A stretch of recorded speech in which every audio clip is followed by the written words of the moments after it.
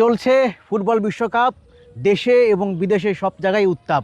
সবচেয়ে বেশি উত্তাপ ব্রাজিল এবং আর্জেন্টিনাকে নিয়ে, মেসি নেইমারকে নিয়ে। কিন্তু তার মধ্যে হচ্ছে ব্যতিক্রম একটা ফেসবুক পোস্ট আমার চোখে পড়লো। সেখানে এই সাপোর্ট নিয়ে ব্যতিক্রম কিছু কথা আমি শুনলাম এবং সেই পোস্ট দিয়েছেন এম রহমান সাগর ভাই।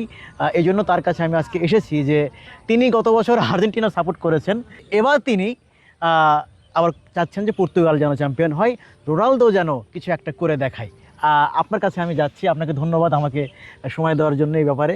এবং কেন আপনি গতবার একদম কঠিনভাবে আর্জেন্টিনা সাপোর্ট করলেও, মেসিকে সাপোর্ট করলেও এবার আপনার সাপোর্টের দিকটা ঘুরে পর্তুগালের দিকে গেল, এই ব্যাপারে একটু আপনার কাছ থেকে শুনতে চাই। আচ্ছা, থ্যাংক ইউ সুপল ভাই, আপনি অনেক কষ্ট করে আসছেন, তার জন্য আপনাকে ধন্যবাদ জানাচ্ছি। আমি প্রথমে তার আগে একটু প্রেক্ষাপট বলে নিই। আমার পোস্টে একটা কথা দিয়ে শুরু করছি এরকম যে কোনো অন্ধ অনুকরণই আমার পছন্দের নয়, কোনো ক্ষেত্রের জন্যই নয়। এবং যে কারণে আমি আসলে স্পেসিফিকভাবে বিশ্বকাপ আসুক বা আরও যে কোনো বিষয়ই সামনে চলে আসুক না কেন, আমি আসলে অন্ধভাবে কাউকে সাপোর্ট করি না বা অনুকরণ করি না, অনুসরণ করি না। ওকে, আমি আসলে যোগ্যতার মাপকাঠিতে দেখার চেষ্টা করি। এর পিছনে কেন কারণ সেটা পরে বলবো। আচ্ছা, তার আগে বলে নেই যে গতবার আর্জেন্টিনাকে আসলে কঠোরভাবে সাপোর্ট করি না, এটা না। গতবার চাইছি যে আর্জেন্টিনার দলে যে মেসি খেলেন, উনি তো একজন মহাতারকা ফুটবলের জন্য। তো এই মানুষটার জীবনের একটা পরিপূর্ণতার ক্ষেত্রে বিশ্বকাপের ট্রফি থাকা খুবই গুরুত্বপূর্ণ।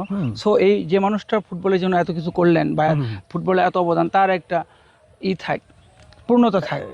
সে একই কারণে এবার চাচ্ছি যে ক্রিস্টিয়ানো রোনালদো এবং পর্তুগাল এবার বিশ্বকাপ জিতুক। কারণটা হলো যে এই মানুষটারও ফুটবলে কিন্তু দারুণ একটা আছে। তার কঠোর পরিশ্রম, আত্মত্যাগ এবং খুব দারুণ একটা অবদানও আছে বলা যায়। তো এই মানুষটারও একটা জীবনে পূর্ণতা পাক, যারা ফুটবলে এত বড় মহাতারকা, ফুটবলের জন্য যাদের এত ভালো কিছু আছে। তো ওই জায়গায় থেকে বাট সেই চাওয়ার পিছনেও কিন্তু আমি বলেছি যে হ্যাঁ, সেইটা যেন ভালো খেলে, বিশ্বকাপের মতন করে খেলেই যেন সেটা জেতে। আচ্ছা, এটা আর কি, এরকমটা বলেছি।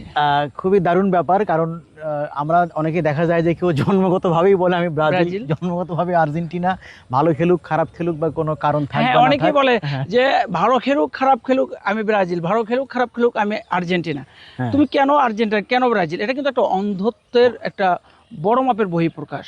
এই যে রোনালদোকে আপনি চাচ্ছেন সে বিশ্বকাপটা জিতুক এবং মেসির মতো তার হাতেও একটা কাপ উঠুক, এই যে একটা সম্মান তাকে দিতে চাচ্ছেন আপনি চাচ্ছেন সে যেটা ডিজার্ভ করে সে যেন এটা পায়। হ্যাঁ, সত্যি সে কিন্তু তার এটা প্রাপ্য।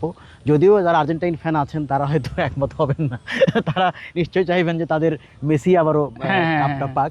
তবে আপনি কিন্তু এই প্রেক্ষিতে আরেকটা কথা সেখানে লিখেছেন যে যেরকমভাবে আপনি চাচ্ছেন যোগ্যতার ভিত্তিতে বা প্রাপ্য হিসাবে রোনালদো এবারের কাপটা পাক, পর্তুগাল পাক, একইভাবে আপনি খেলার বাইরে গিয়েও মানুষের জীবনে বা মানুষের বাস্তব ক্ষেত্রেও আপনি বলতে চেয়েছেন, আমি দেখেছি যে তারা যেন যোগ্যতার ভিত্তিকে মানুষকে মূল্যায়ন করে বা মানুষের পক্ষ নেয়। এই ব্যাপারে আপনি একটু কি বলবেন? আচ্ছা, এটার বলার পিছনে কারণ হলো যে দেখেন, আমি যদি আপনাকে তার আগে একটু একটা এক্সাম্পল দিই যে আমি কেন বলি যে মানে এটা আমার ব্যক্তিগত অভিমত আর কি। আমি জানি না এটা কতটুকু যুক্তিযুক্ত বা কারো কাছে কতখানি গ্রহণযোগ্যতা পাবে। আমি আবারও রিপিট করতেছি যে অন্ধ অনুকরণের মাধ্যমে আসলে ভালো কিছু ঘটে না। আমি যদি সেটার পেছনে একটা ব্যাখ্যা দাঁড় করাই, আমি একটা উদাহরণ দিই। আমি ধরেন একজন খাদ্যপণ্য উৎপাদক এবং বিপণনকারী প্রতিষ্ঠান পরিচালনা করে থাকি, অর্থাৎ আমরা নিরাপদ খাদ্য নিয়ে কাজ করে থাকি। তো প্রশ্ন হলো যে আমি এখন পর্যন্ত যে প্রোডাক্টগুলো ডেভেলপ করছি, এই প্রোডাক্টগুলো ধরেন যে মার্কেটে রাখলাম এবং প্রচুর কাস্টমার এটা কিনতেছে, মানে এটা নিয়ে তারা অন্ধের মতন আমাকে সমর্থন করে আমার প্রোডাক্ট কিনতেছে। তারা কোনো মান যাচাই বাছাই করতেছে না, তারা কোনো প্রাইস নিয়ে কোনো চিন্তা করতেছে না, বা সামগ্রিকভাবে আসলে আমরা নিরাপদ কিছু করতেছি কিনা এগুলো খোঁজার চেষ্টা করতেছে না। তখন কি হবে?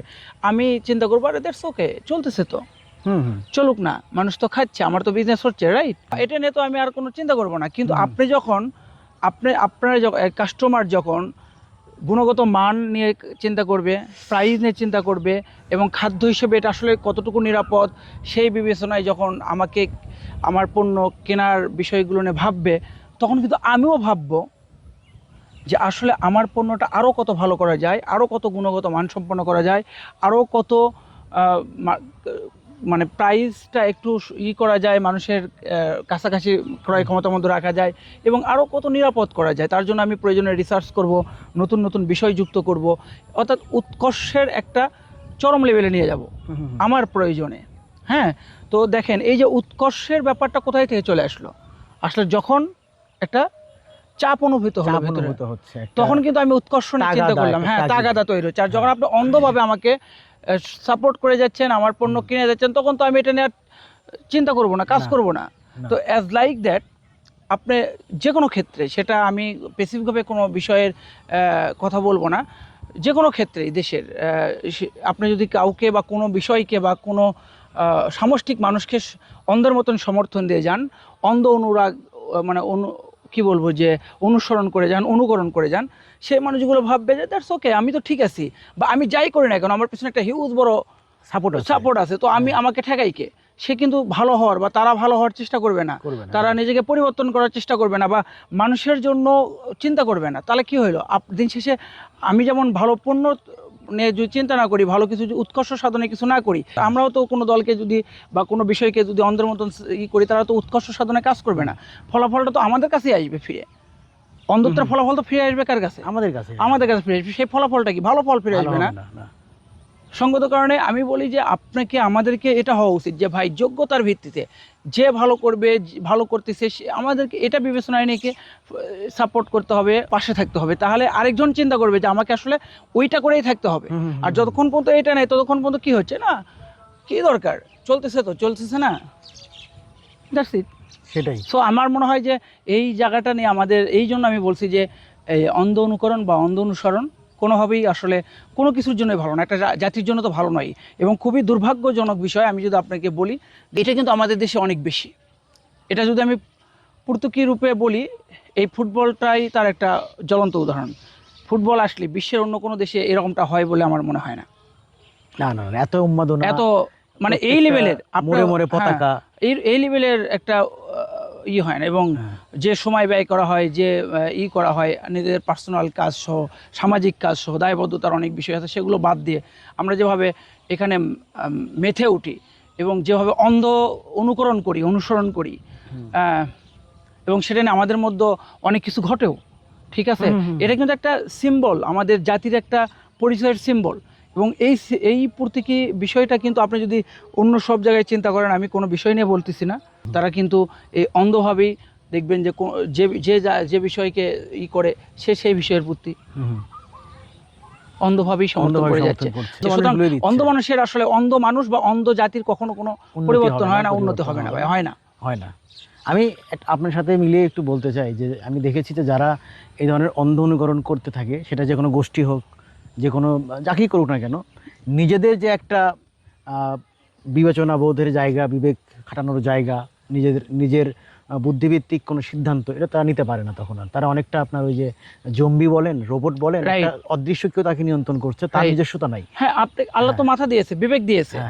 আমি কেন সৃষ্টির সেরা জীব বলেন তো? আপনি কেন সৃষ্টির সেরা জীব? বিবেচনাবোধ, বিবেক, আমার বুদ্ধি বিবেচনা ব্যবহার করে আমরা ভালোর পাশে থাকবো, মন্দকে মন্দ বলবো, রাইট?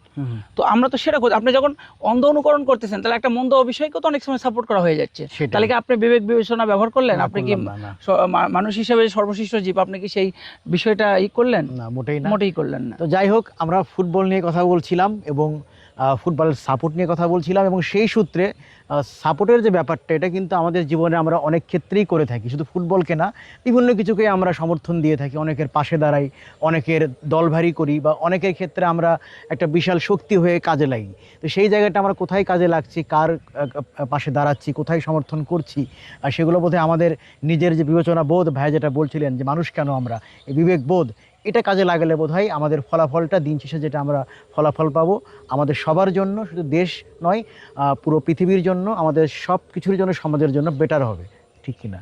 অ্যাবসলিউটলি। এবং আমি একটা কথা বলি, আপনার এখানে তো আমি দেখি যে আপনার এটা অনেক মানুষ দেখে।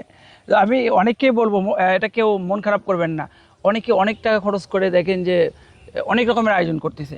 আমি তাদেরকে অনেককে বলবো, আপনি কি এই 4 বছরে আপনার প্রতিবেশী বা আপনার পাশের যে বাচ্চাগুলো, যে ছেলেপেলেগুলো বিপদে যাচ্ছে, বা তারা খেলাধুলোর সামগ্রী হয়তো তাদের কাছে নাই, বা থাকলেও তারা হয়তো ইউটিলাইজ করতেছে না, তো তাদের জন্য কোনো ইনিশিয়েটিভ নিয়েছিলেন যে আপনি তো আজকে ব্রাজিলের জন্য বা আর্জেন্টিনার জন্য বা সামা অন্য কোনো দলের জন্য অনেক খরচ করতেছেন, এই খরচের একটা অংশ কি আপনি 4 বছরে আপনার এলাকার কোনো বাচ্চাদেরকে ইন্সপায়ার্ড করছিলেন যে আপনি একটা ফুটবল কিনে দেয়, জার্সি কিনে দেয় বা খেলাধুলার আয়োজন করে যে তোমরা খেলার ভিতরে আসো, তোমরা মানে একটা সংগঠিতভাবে বড় হও? আমাদের কাজটা তো ওই জায়গায় হওয়া উচিত যে আমরা বরং আরে ভাই অন্য জাতিকে সাপোর্ট করাতে আমরা যদি প্রত্যেকে আমার এলাকায় আমাদের সামর্থ্যের ভেতর সহযোগিতা করার চেষ্টা করে থাকি, তাহলে হয়তো আমাদের মধ্য থেকে অনেক রোনাল্ডো, মেসি, নেইমার বের হয়ে আসতে পারে, তাই না? তারা একসময় আমাদেরকে লিড করতে পারে। কই আমরা তো এরকম কোনো ভাবনা করি না। কই কেউ প্রতিজ্ঞা করে বলছে যে আমরা এই খরচটা করবো না, এটা আমাদের দেশের কাজে লাগাবো। যে পরিমাণ খরচ পতাকার পেছন থেকে শুরু করে এই আরও নানান আয়োজনের মাধ্যমে করা হচ্ছে, এটার একটা অংশ আমাদের, শুধু এই অংশটাও যদি খরচ করা হয়, ব্যক্তি উদ্যোগে যে খরচগুলো হচ্ছে, এটাও একটা দারুণ চেঞ্জ আনবে বাংলাদেশের ক্রীড়া ক্ষেত্রে। রাইট, একদম ঠিক বলেছেন। এবং ক্রীড়া ক্ষেত্রের এই ব্যাপারটা আমাদের জীবনের সর্বক্ষেত্রেই আমরা প্রয়োগ করি, ছড়িয়ে যাক। এবং এই যে নিজেদের যে চেতনা, নিজেদের যে নিজস্ব বোধ, এইটা দিয়ে আমরা আমাদের সামনের পাগুলো ফেলি, সামনের পদক্ষেপগুলো নেই, তাহলে সবার জন্য এটা মঙ্গলজনক হবে। এম রহমান সাগর ভাইজান, আপনাকে অনেক ধন্যবাদ। এত মানে প্রথমে একটা ব্যতিক্রম ব্যাপার নিয়ে আপনার সাথে কথা বলছিলাম, সেটা একটা মূল্যবান ব্যাপারে গিয়ে ফোকাস করলো, এবং এটা অনেকের জন্য হয়তো বা একটা চেঞ্জিং ব্যাপার হয়ে যাবে। অনেকের মন হয়তো পরিবর্তন হয়ে গেলেও যেতে পারে, সেটা অবশ্যই ইতিবাচক হবে। সবাইকে ধন্যবাদ জানাচ্ছি এবং আপনাকেও ধন্যবাদ জানাচ্ছি। থ্যাংক ইউ, সবাইকে ধন্যবাদ। ভালো থাকবেন। ভালো থাকবেন।